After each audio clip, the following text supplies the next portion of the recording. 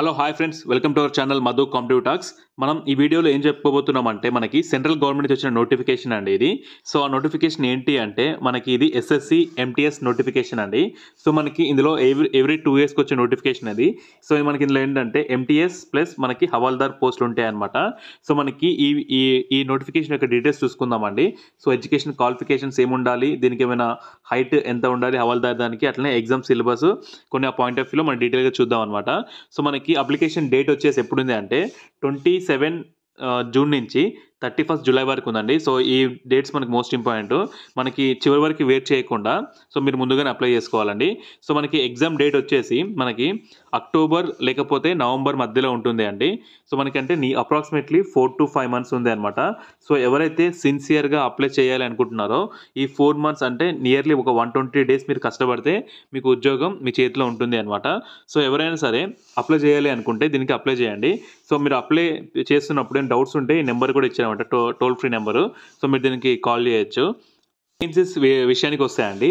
So tentative vacancies అండి ఇవి. అంటే మనకి ఎంటీఎస్లో వచ్చేసి 4887 ఉన్నాయి. సో హవాల్దార్ వచ్చేసి మనకి 3439 ఉన్నాయన్నమాట. సో అప్రాక్సిమేట్ మనకి 8300 చేంజ్ ఉన్నాయన్నమాట. సో మనకి ప్రజెంట్ వరకు ఇన్ని ఖాళీలు ఉన్నాయండి. సో మనకి నోటిఫికేషన్ ఎగ్జామ్ అయిపోయి రిజల్ట్ వచ్చే టైంకి ఈ 8000 కాస్త మనకి 12,000 అవ్వచ్చు, లేకపోతే 15,000 అవ్వచ్చు, సో 10,000 అవ్వచ్చు, లేకపోతే ఇట్లనే వేకెన్సీస్ ఉండిపోవచ్చు అనమాట. మ్యాక్సిమం ఏంటి అంటే ఈ వేకెన్సీస్ అనేటివి పెరగడానికి స్కోప్ ఉంది అండి, అది మీరు అబ్జర్వ్ చేయాలి.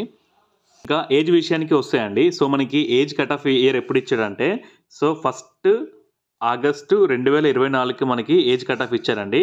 సో మీరు అప్లై చేసుకునే ముందు 1వ తారీఖు 8 ఆగస్టుకి మీ ఏజ్ ఎంత ఉందనేది క్లారిటీగా చూసుకోవాలండి. సో మనకి ఏజ్ విషయానికి వస్తే ఎంత ఇచ్చాడంటే సో ఇక్కడ చూడండి, మనకి ఎంటీఎస్కి అయితే జనరల్ వాళ్ళకి 18 సంవత్సరాల నుంచి 20 సంవత్సరాల మధ్యలో ఇచ్చాడండి. అంటే ఎవరైతే జనరల్ వాళ్ళు ఉంటారో వాళ్ళు 1 ఆగస్టు కల్లా 25 బిలో ఉండాలి అనమాట, 25 దాటకూడదు. అదే ఓబీసీ వాళ్ళకైతే అండి మనకి ఇక్కడ 3 years ఎగ్జామ్షన్ ఇచ్చాడండి. 3 years అంటే ఓబీసీ వాళ్ళు ఎంటీఎస్కి 18 సంవత్సరాల నుంచి 28 years వరకు అప్లై చేసుకోవచ్చు. అదే మనకి ఎస్సీ ఎస్టీ వాళ్ళైతే 30 years వరకు అప్లై చేసుకోవచ్చు అనమాట. సో ఇది దేనికి అంటే ఇది ఎంటీఎస్కి అండి. సో అదే మీరు హవాల్దార్కి చూసారంటే 18 నుంచి 27 years వరకు ఇచ్చారండి.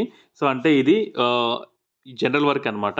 సో అదే ఓబీసీ వాళ్ళకైతే 3 years, ఎస్సీ వాళ్ళకైతే 5 years, ఎస్సీ ఎస్టీ 5 years ఉంటుందండి. అంటే ఓబీసీ వాళ్ళు 30 years బిలో ఉన్న వాళ్ళు కూడా దీనికి అప్లై చేసుకోవచ్చు అనమాట.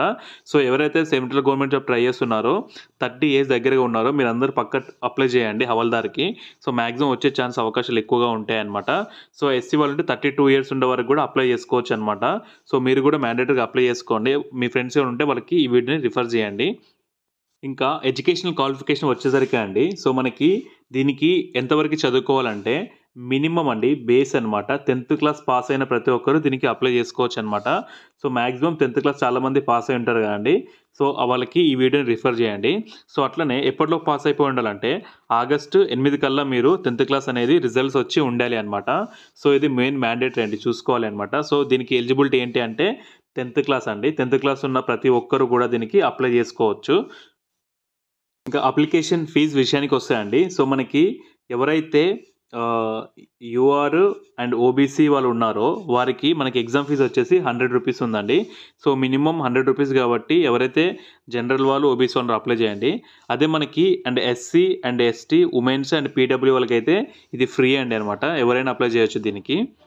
ఎగ్జామినేషన్ సెంటర్స్ వచ్చేసి మనకి ఆంధ్రప్రదేశ్ అండ్ తెలంగాణలో వచ్చి మనకి చాలా ఏరియాలు ఉన్నాయండి. చీరాల, గుంటూరు, కాకినాడ, కర్నూలు, రాజమండ్రి ఇట్లా ఉన్నాయన్నమాట. సో మీరు అప్లై చేసుకునే ముందు ఏం చేస్తారంటే మీ నియర్లీ సిటీస్ చూసుకొని అప్లై చేసుకుని అనమాట. ఫస్ట్ ప్రిఫరెన్స్, సెకండ్ ప్రిఫరెన్స్ అడుగుతారు. సో ఏపీ వాళ్ళకి అయితే విజయనగరం, వైజాగ్ ఉన్నాయండి. అదే మనకి తెలంగాణలో అయితే హైదరాబాదు, కరీంనగర్, వరంగల్ అట్లా ఉన్నాయన్నమాట. సో ఇవి మోస్ట్ ఇంపార్టెంట్ అండి, చూసుకోండి. ఎగ్జామ్ సెంటర్స్ మెయిన్ అనమాట. నెక్స్ట్ స్కీమ్ ఆఫ్ ఎగ్జామినేషన్ విషయానికి వస్తాయండి.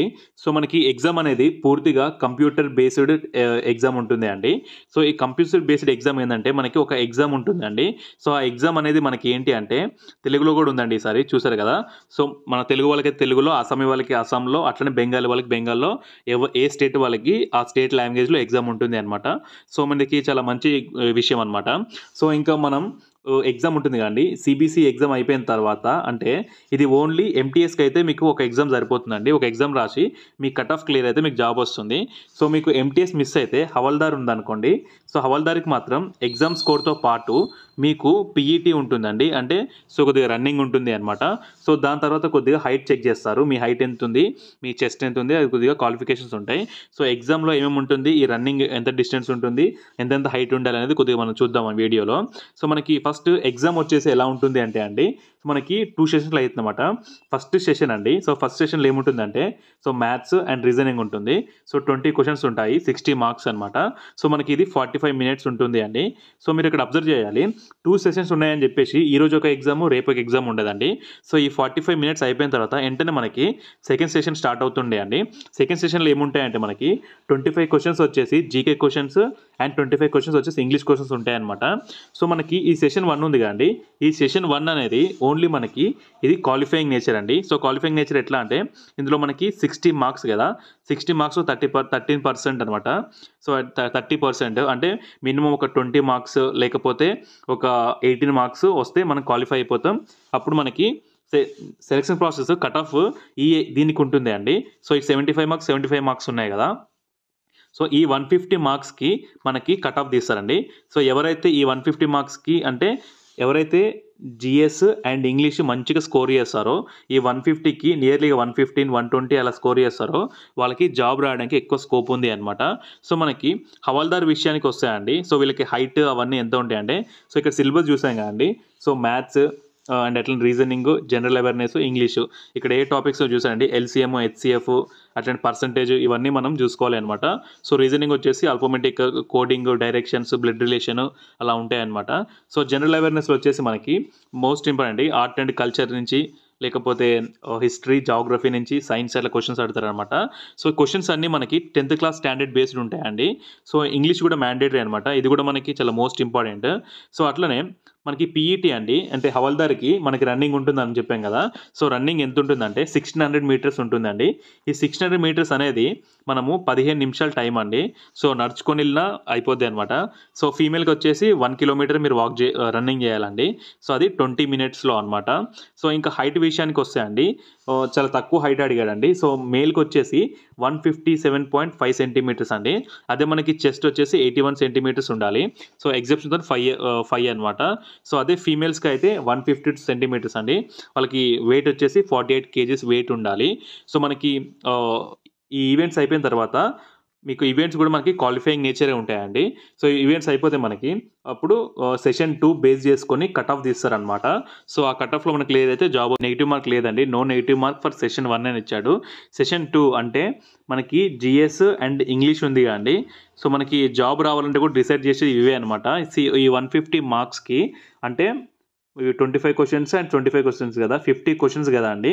సో ఈ 50 క్వశ్చన్స్కి మీరు కరెక్ట్ అంటే 150 మార్క్స్ కదా, ఒక్కొక్క దానికి 3 మార్క్స్ అనమాట కరెక్ట్ అయితే. అదే రాంగ్ అయితే మాత్రం ఒక క్వశ్చన్కి మార్క్స్ మీకు కట్ అయితే ఇచ్చారండి. So session 2 there is a negative marking ఉందన్నమాట. మీరు 1 మార్క్ ఫర్ 1 రాంగ్ ఆన్సర్ అనమాట కట్ అవుతుంది. సో ఎవరైతే సిన్సియర్గా ప్రిపేర్ అవుతారో వాళ్ళు జిఎస్ అండ్ ఇంగ్లీష్ చాలా కేర్ఫుల్గా పెట్టాలండి. సో మీకు జాబ్ డిసైడ్ ఫ్యాక్టర్ ఇదే అనమాట. సో నెగిటివ్ మార్కింగ్ ఉంది కాబట్టి ఎవరైతే కష్టపడతారో వారికి పక్కా ఉద్యోగం వచ్చే అవకాశం ఉందండి. సో మీరందరూ దీనికి అప్లై చేయండి. సో పక్కా మీరు మ్యాండేటరీగా 31 జూలై లోపు మీరు దీన్ని అప్లై చేయండి. సో ఎవరైతే సిన్సియర్గా అప్లై చేసి చదువుతారో మీ అందరికీ ఆల్ ద బెస్ట్ అండి.